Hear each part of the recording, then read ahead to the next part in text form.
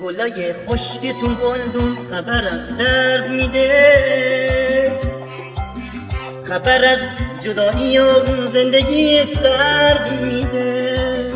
وقتی با شوق فراون به خونه رو میارم، به من آزار تو فرمان عقب گرد میده.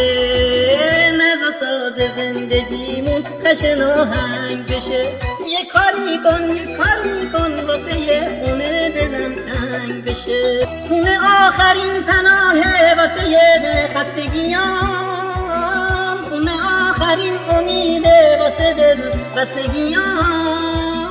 من خسته واسه گفتگو یه همراز میخوام، واسه پر کشیدنام رفیق پرواز میخوام. نزا ساز زندگیمون خشن آهنگ بشه، یه کاری کن یه کاری کن واسه یه خونه دلم تنگ بشه. خونه آخرین پناهه واسه یه خستگیام، خونه آخرین امیده واسه دل بستگیام.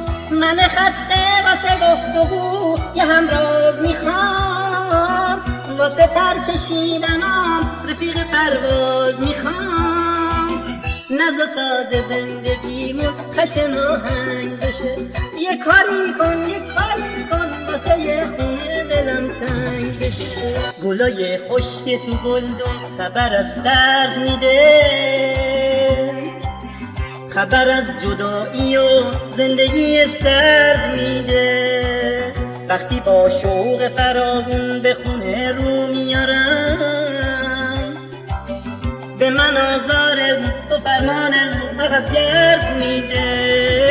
نزا ساز زندگیمون خشن آهنگ بشه، یه کاری کن یه کاری کن واسه یه خونه دلم تنگ بشه.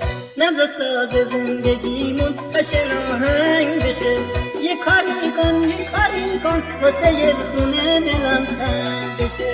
نزا ساز زندگیمون خشن آهنگ بشه،